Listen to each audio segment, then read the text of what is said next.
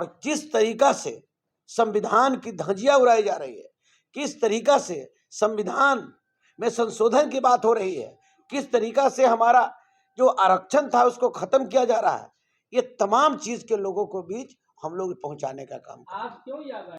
जब से भारतीय जनता पार्टी और उसके गठबंधन की सरकार आई है तब से संविधान खतरे में है और ये संविधान की प्रतियां इसके पहले कभी नहीं दिल्ली में जंतर मंतर के पास जला रहा था। जब से ये पार्टी आई है तब से संविधान को जो है इसकी प्रतियां भी इस देश में, जिस संविधान से देश चल रहा है, जिस संविधान में निहित कानून से देश चल रहा है, व्यवस्था चल रही हो, और उसकी प्रतियां चलाई जाती हो, उन पर कुठाराघात किया जाता हो, तो हम लोग चुप बैठने वाले लोग नहीं है। बीजेपी का खाने का दांत अलग है और दिखाने का दांत अलग है। देखिए, पूरे बिहार में राष्ट्रीय जनता दल के द्वारा प्रत्येक अनुमंडल स्तर पर अंबेडकर परिचर्चा का कार्यक्रम चल रहा है।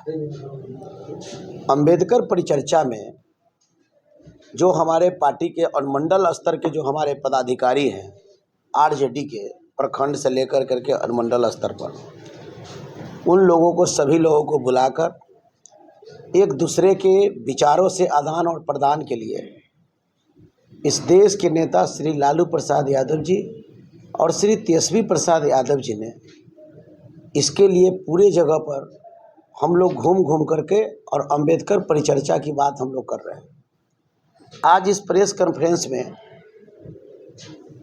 सिवान के एमएलसी और राष्ट्रीय जनता दल के वरिष्ठ नेता श्री विनोद जायसवाल जी हैं,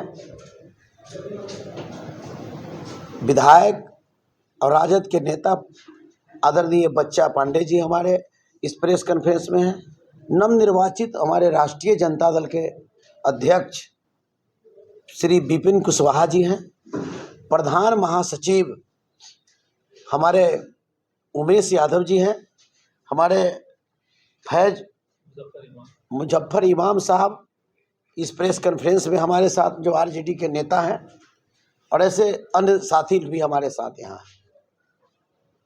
आज जो हालात देश की बनी है, बाबा साहब भीमराव अम्बेडकर की परिचर्चा करने के पीछे कारण है कि राष्ट्रीय जनता दल इसे गांव गांव तक ले जाने का काम करेगा।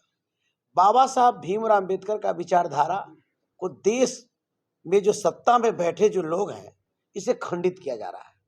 संविधान में संशोधन की बात हो रही है, संविधान खतरा में, संविधान में बाबा साहब के द्वारा दिया हुआ जो आरक्षण है, इसको बारीकी से धीरे धीरे समाप्त किया जा रहा है। ये तमाम मुद्दा को लेकर के राष्ट्रीय जनता दल परिवार अपने सभी राष्ट्रीय जनता दल के पदाधिकारियों को बुला बुला कर करके और हम लोग उसको प्रशिक्षित करते हैं, और प्रशिक्षित कर वो जा कर के प्रखंड में प्रशिक्षित करेंगे, प्रखंड वाले जाकर पंचायत में प्रशिक्षित करेंगे, और पंचायत वाले जा कर के गांव और टोला में जा कर के लोगों को प्रशिक्षित करेंगे।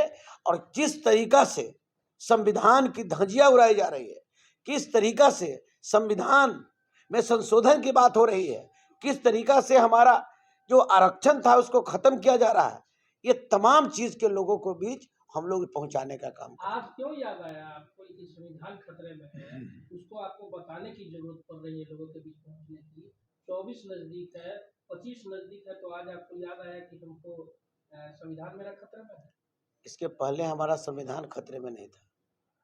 जब से भारतीय जनता पार्टी और उसके गठबंधन की सरकार आई है तब से संविधान खतरे में है और ये संविधान की प्रतियां इसके पहले कभी नहीं दिल्ली में जंतर मंतर के पास जला रहा था। जब से ये पार्टी आई है तब से संविधान को जो है इसकी प्रतियां भी इस देश में, जिस संविधान से देश चल रहा है, जिस संविधान में निहित कानून से देश चल रहा है, व्यवस्था चल रही हो, और उसकी प्रतियां चलाई जाती हो, उन पर कुठाराघात किया जाता हो, तो हम लोग चुप बैठने वाले लोग नहीं है। हम लोग बीजेपी भी तो मान रही बाबा साहब को, कहीं ना कहीं उनका भी पखवाड़ा मनाया जा रहा है, धूमधाम से मना रही है, फिर बीजेपी में आपको फर्क क्या लग गया? बीजेपी का दो तरह का है।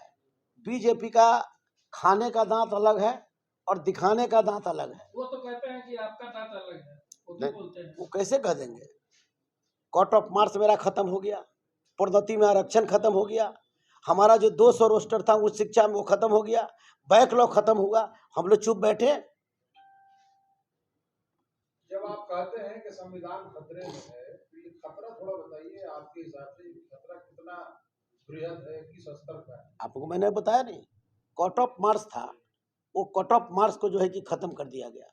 प्रोन्नति में आरक्षण था, इसके लिए कहने का मतलब कहीं ना कहीं साजिश कर करके इसको कहीं ना कहीं उसको डाउन कर दिया गया। हमारा जो बैकलॉग था इसको खत्म कर दिया गया। और संविधान को इस देश में संविधान की प्रतियां लेकर करके लोग जलाने वाले कौन लोग हैं? तो ये तमाम मुद्दा को लेकर के हम तो जाएंगे ही। सर आखिर ये जब चुनाव, हम तमाम आपकी बात नहीं कर रहे हैं, हम बीजेपी की भी बात कर रहे हैं, आपकी भी बात कर रहे हैं, चाहे जेडीयू की भी बात कर रहे हैं, सभी पार्टियां जब चुनाव नजदीक आता है तब क्यों याद आता है कि दलित को हमको लुभाना है, फलाने को लुभाना है, फलाने को अपने तरफ खींचना है? क्यों जब रहता है, चुनाव नहीं रहता है, तब आप लोग कैसे भूल जाते हैं? अच्छा सुनिए, इस देश में और खासकर बिहार में एक ही पार्टी राष्ट्रीय जनता दल है जो हमेशा मौसम को देख के नहीं, बेमौसम में भी गरीब गुरबा दबे कुचले शोषित पीड़ित को लेकर हमेशा काम करते तो रहा। आपके जो बड़े नेता हैं उनको ही कहा जाता है कि वो गरीबों के मसीहा है, लालू यादव को बताया जाता है कि वो गरीबों के मसीहा है, लेकिन जो नीचे के लोग हैं वो जनता के बीच नहीं पहुंचते हैं। लालू प्रसाद यादव जी गरीबों के मसीहा नहीं है। लालू प्रसाद यादव जी ने दबे कुचले शोषित पीड़ितों को जुबान दिया, बाघ और बकरी के एक घाट पर पानी पिलाने का काम किया। जो कल तक के लाल टोपी देख करके भाग जाता था, वैसे लोग एसपी साहब के कोठी के पास कुर्सी खींचकर बैठने का अधिकार लालू यादव जी ने दिया। और लालू प्रसाद यादव जी ने छोटे छोटे लोगों को, अति पिछड़ा समाज के दलित समाज के लोगों को पकड़ पकड़ करके एमएलसी एमएलए एमपी बनाने का काम किया।